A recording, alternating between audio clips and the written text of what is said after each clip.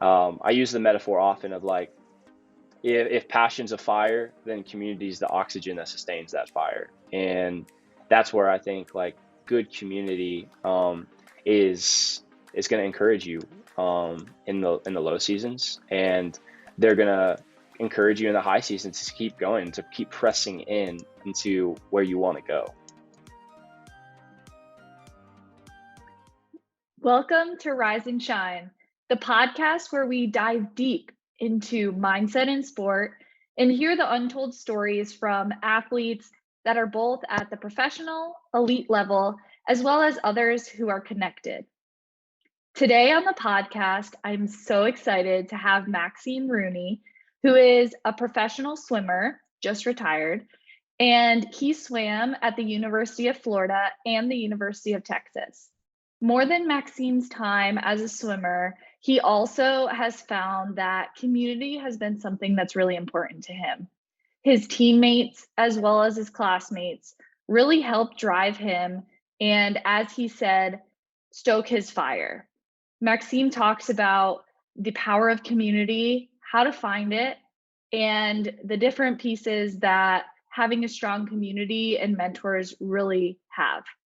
So let's get started and introduce Maxime. Welcome to the podcast. I'm so excited to have you here. Hey, Nat, it's good to be here. I'm glad that you woke up this morning. It's so good to be able to talk to you, and I want to just kick it off. How are you doing? How's everything going over there? I'm doing great. So like it's relatively new, and kind of like what I talked with you about a little bit before, but I just retired from swimming about 3 to 4 weeks ago, and it's kind of funny using the word retired because like honestly, I feel like I'm like leaving sport as an athlete in a way that's like I can return whenever I want, meaning like I don't have an unhealthy relationship with the water. Like if I wanted to go swim this afternoon, I would just hop in the pool, put my cap and goggles on and go. And so I'm really grateful that I'm leaving with a healthy relationship with the water so I can return to it. And ultimately, it's like, I don't really, it's funny because everyone asks me, it's like, oh, are you retired now? And I'm like, it doesn't really feel like retirement because like I'm super excited to get to work in the world. And as this is like a transitional period from swimming to, I'll say real work or a job, I gets me really excited for the opportunity. But as you can imagine, this time it's like, oh, there's some uncertainty and all these different things. And so, topic I wanted to talk to you today about is community and how, like, especially through transitional periods, community has sustained not only passion, I would say a passion for excellence in my heart, and that's passion for excellence to pursue excellence in all things, whether that be relationally, whether that be in whatever career I pursue, or even in my life. And so I think I'm pretty excited to get this chance to talk with you. So thanks for waking up, and it is pretty early. I'm lucky because I'm 2 hours ahead of you, so I've been up a little bit. So yeah, it is called Rise and Shine. So hello.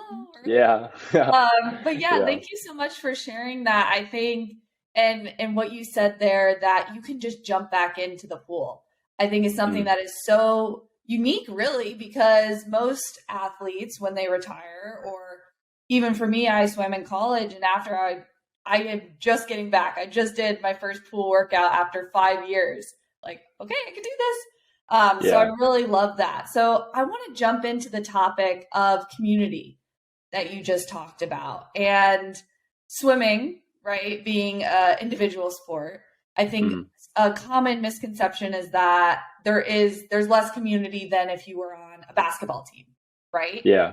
So why don't we start kind of back to when you started swimming and how you found the love for the sport, how you found your community there?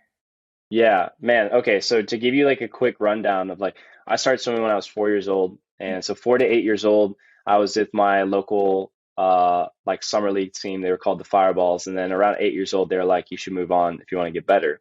And so I swam with my club team, the Pleasanton Seahawks, from 8 to 18 years old, and then obviously went through the college transition. So I swam at Florida for 3 years, and then I swam at Texas for 1 year to complete my eligibility, and then I had 2 years as a pro.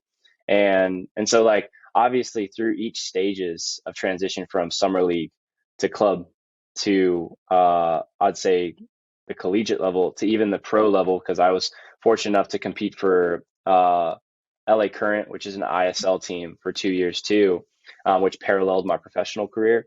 Um, I was I feel like with swimming, yes, there's an emphasis on the individual and it being obviously I'm the only one behind the blocks unless it's a relay, right?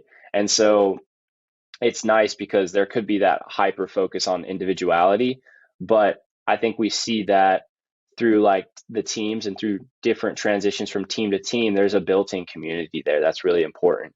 And one of the things, like especially through high school swimming, that I saw is obviously like the nature of sport is so competitive. But one of the things like I always wanted to shift is, and it's not necessarily like, yeah, there is a competition aspect, but like a community that's growing is going to push others to be their best, which obviously like drives that competitive nature.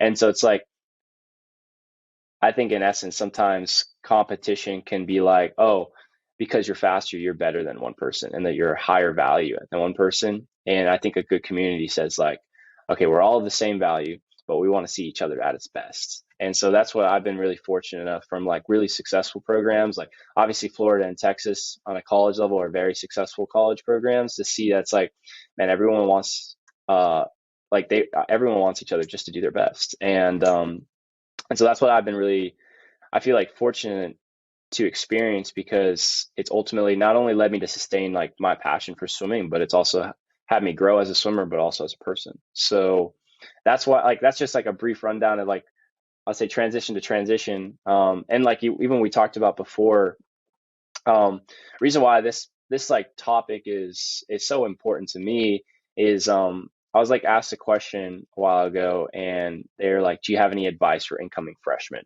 in college? And I think there's already so much you could say about like advice, from like obviously stay on top of your homework assignments and like all the generic things like stick to a schedule, make sure you don't like, get that freshman 15, like stay on a healthy diet. You could give that generic advice, but I think in essence, if you are surrounding yourself with good community, that's going to keep you accountable, keep you honest, keep you living a life where you are true to yourself, a life of integrity, then it's like, it's really that community will help you stay on track. And it's on track with not only your goals, but your passion to pursue excellence. And that's excellence in all areas of your life. And so I use the metaphor often of like, if passion's a fire, then community is the oxygen that sustains that fire. And that's where I think like good community is going to encourage you in the low seasons, and they're going to encourage you in the high seasons to keep going, to keep pressing into where you want to go. Yeah, I love that. The fact that you have that fire inside you, and you've mentioned this to me before, but that the other people around you are just helping you through, right? Mm-hmm. And are there, you're helping them. It's a balance. I want to hear a little bit more too about your college experience in community, because I know you had the community of your swim team, right? I mean, you had different schools, but how did you grow and build community going into college? Yeah, and so that's like a really important question, especially as an athlete. And then obviously, like when you add student athlete to that, it gets like you're almost in like a separate world, because like I always saw, like looking back at my college experience, I saw how pretty much my college experience was a continuation of high school almost, because like obviously at a higher level, like I'm training harder, racing faster, studying like at a kind of a little bit more like just it's everything is elevated. And so your question in regards to community, how did you build a community? Again, like I said, I think there's already a built-in community of student athletes that you can get to know, and that's not only like within your own team, but I really enjoyed, first of all, getting to meet other student athletes from other sports. And so that's the first thing, because like having a community outside of your team is also going to help you, because maybe people can offer different perspectives.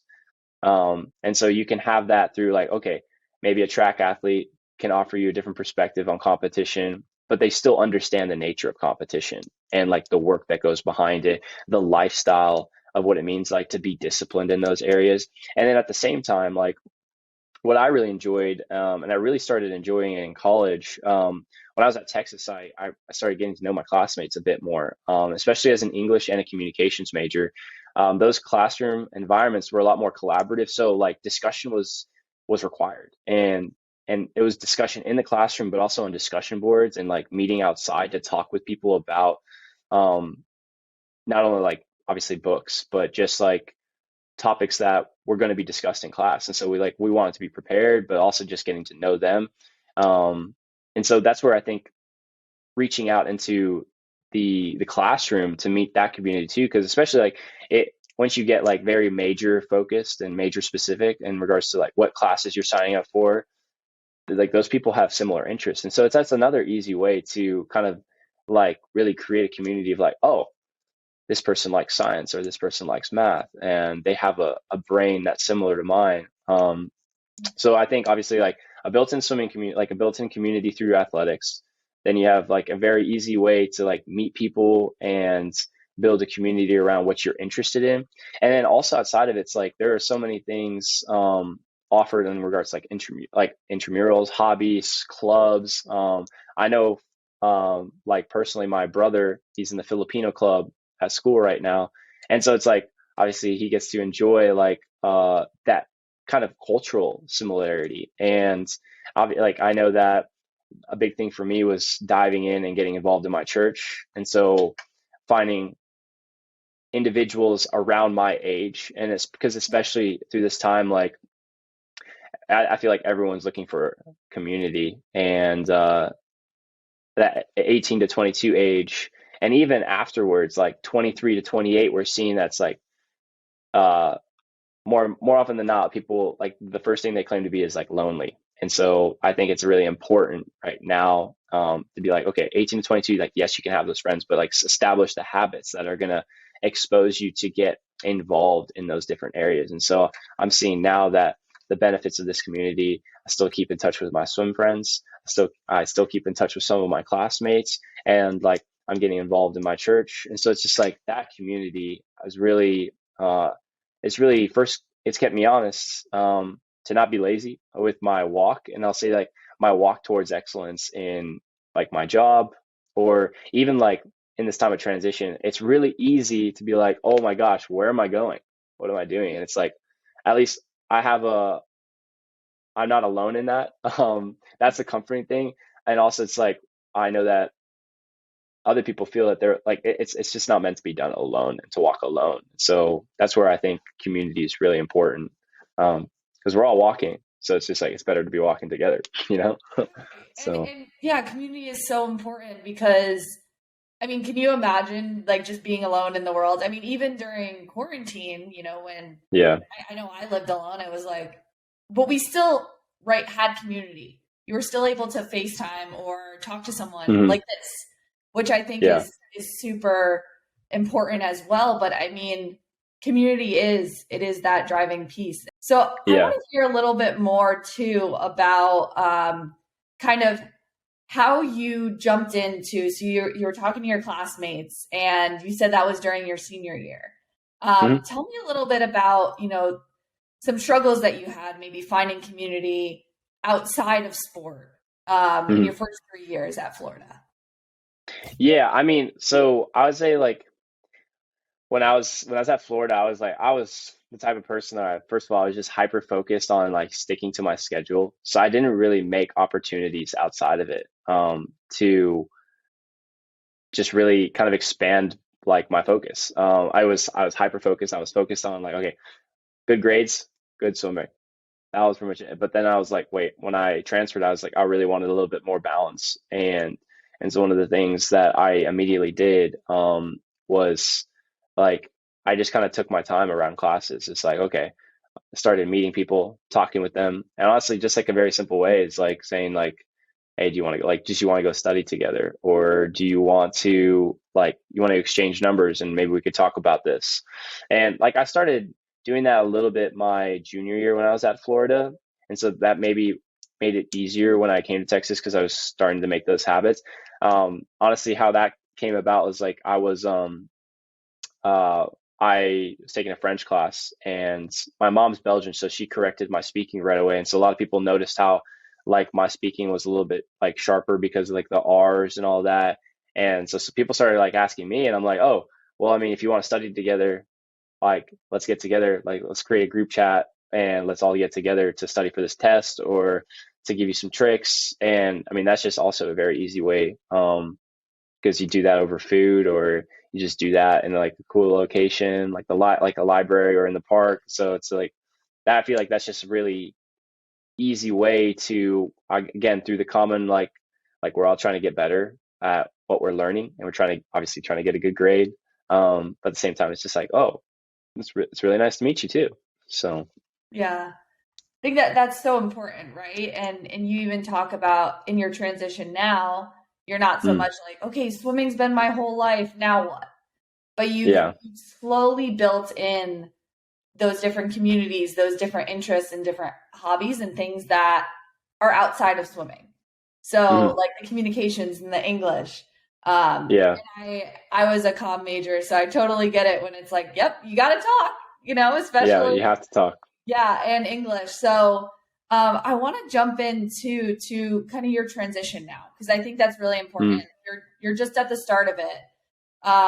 But what have you learned so far, kind of going into the transition, and how has community helped you through mm. kind of those first steps? Cool. So I mean, in regards to like my current transition from being an athlete now entering into the world, I think I've seen that community is all the more important. I mean, like there's like a statistic that says I think you're only like two or maybe three people away from who you actually want to know. And that plays into kind of the notion that obviously networking is so important, and just like who you know. And that feeds into it feeds into my second part of the answer, is like building a community or becoming a community from the top down. Meaning, I think my community is not only um, people my own age, and like I find myself try to be in the middle of the community, but also people that are older than me. So I have mentors to ask questions, to look forward, like to look to have my questions, like, and people that are going to be honest with me too. And then also I have people that like want to be where I was. And so I mean, even through this program of Rise, like the swimmers that are growing at the developmental level, they can ask me any questions and I can give back to them in that way. And and so I really try to find myself of like in that middle ground of like, okay, there's people I can take under my wing because people have taken me under their wing before. And I think that's like kind of the giving nature of like building a community is like, and I like, first of all, there's a lot of people that have given to me. And so I have a chance to give back, understanding that's like, I know that people are continuing to give to me. And it even comes in the form of like a couple weeks ago, I was talking with a good friend of mine, he's a bit older, and he's been a coach for some time. And I asked him, I was like, what he truly thought, and he's like, Maxime, like, with whatever you do, whether it be, I mean, a job in any world, like if it's a swimming world or a corporate world, or I mean anything really, it's like go where you're going to be utilized, go where you're going to be challenged, and both of those things are going to make you grow. And so I was like, wow, that's like really insightful. And that's coming from someone who's been through like I mean, obviously he's older than me, so he's been through life, and he has that experience. And so knowing that, that's because of the community, and relationships that have been built, so that I can lean into that. But also those are the people that not only contribute their encouragement, but like, yeah, and most importantly, I think the word around community and why it's important is, it just speaks to people's availability to you. And that's where, like, I think, um, you know, I've never been a person like, yes, there's a piece of accountability. Like, I want someone to keep me honest and to keep me living to the standard I want to live. I mean, that's just integrity. But I think what's more important, even in today's world, is having someone that's available. Having someone that's available, ready, willing to meet you where you are, to listen, um, to listen first and not jump to be like, okay, I'm going to start to solution all these things. Because because I mean, especially like as a male, like I'm sometimes like I feel like it's male nature. We're action oriented, like to go fix and solve things. And so it's good that what I've been seeing is first maybe listen, and to wait, because other people have shown me how to do that. And so and listening first is loving people well, and then after, if they're like, well, what do you think? And like, do you have anything like that can maybe meet me where I am? That's like an opportunity to maybe to give some insight or give some encouragement to speak to their heart in that moment. But I think both, obviously none of that could happen if you weren't available in the first place. And so just being, that's why I tell my Rise clients, I'll say my partners, like all the time, like I'm available through the messaging at all times. Like if you have like a thing to send to me, like I'll get back to you as fast as I can. Because like, again, I want them, especially at that developmental age, to feel heard. And like through the message, and obviously through like the phone calls, to feel seen. But both of those contribute to feeling known and then feeling loved. So all of that. I don't even have anything else to add. I think one thing I do want to say that is really amazing is that you've taken the time to want to listen, right? And to in learning that from other people. And I think what you said about having those mentors or that community that's older, the people who are older, who are there to teach but not to tell, is so important. So why don't we jump in a little bit to, you just talked about your athletes at Rise, and what you're doing with them. Why don't we just talk a little bit about, I do personally want to know, how did you get into wanting to be a Rise Mind Power coach and work with athletes? You said a little bit, right, that you wanted to help the younger generation, but talk a little bit about that. Well, so it's interesting. The same mentor that gave me the advice of like go where I'm utilized and challenged gave me the recommendation to come here. And so I took that recommendation, I signed up, and then it's been interesting because I kind of came in with the mindset of like I've always been the type of person to, and like if I was able to to talk with and reach one person, then it was worth it.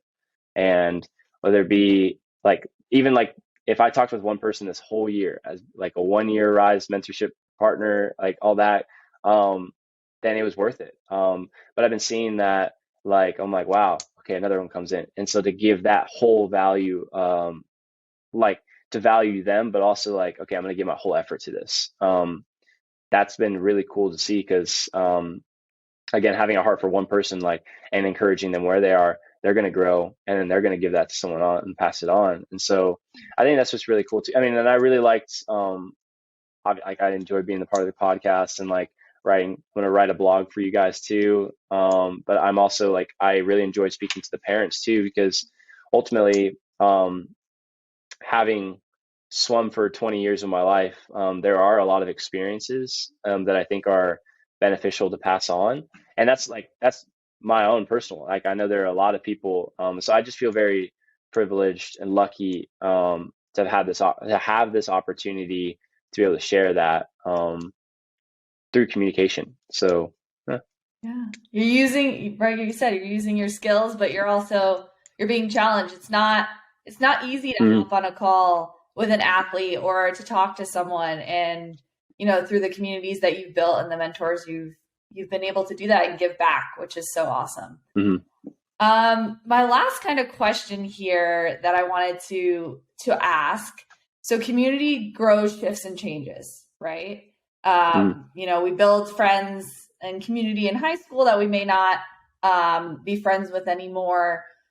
What would your advice be to, maybe it's a young athlete, maybe it's just a young high schooler who may be changing their communities? They may be jumping from high school to college, and kind of in that rut place of like, oh, like these are my best friends, or these were the people I always hang out with.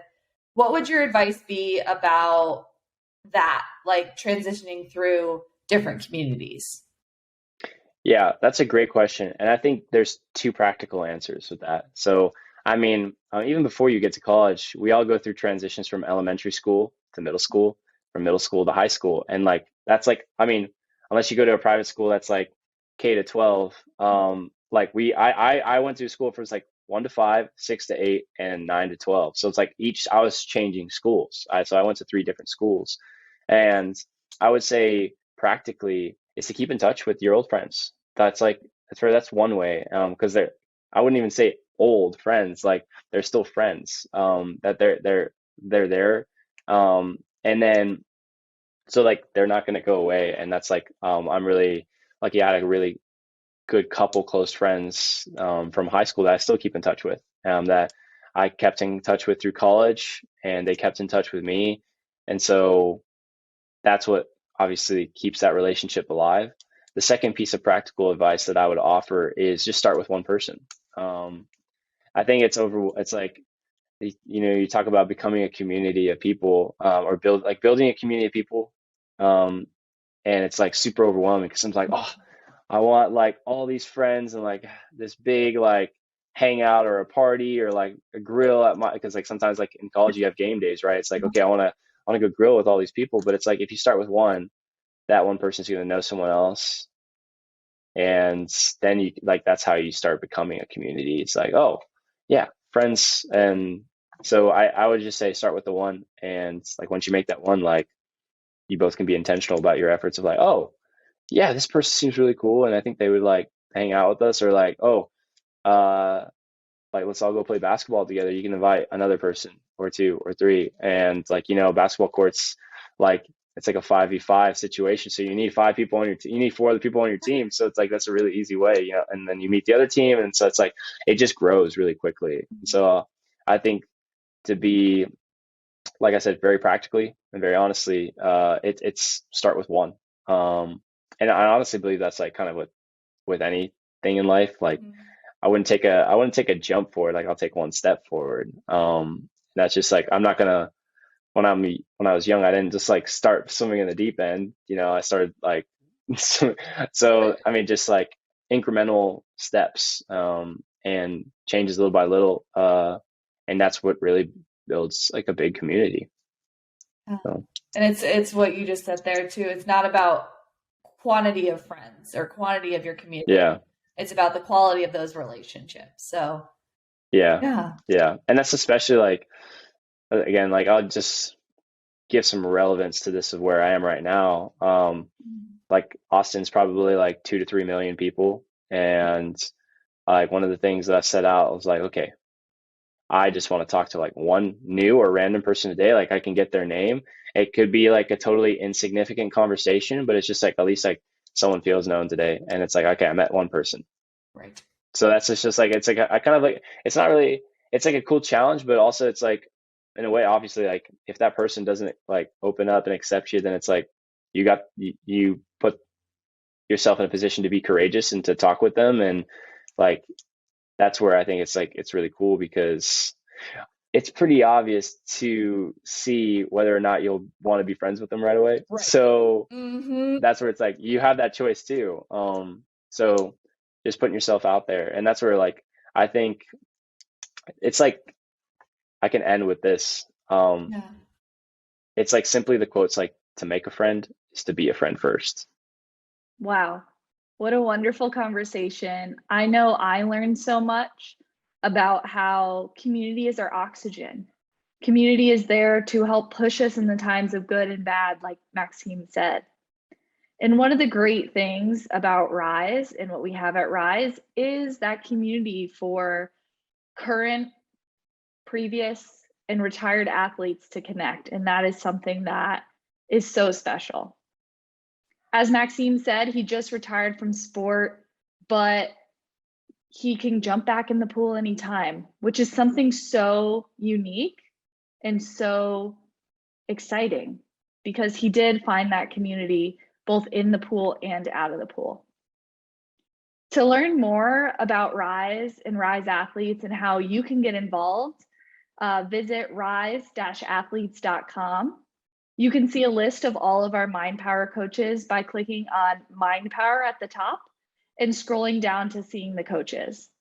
If you're a team or a coach and want to learn more, feel free to email us or message us on Instagram or Facebook.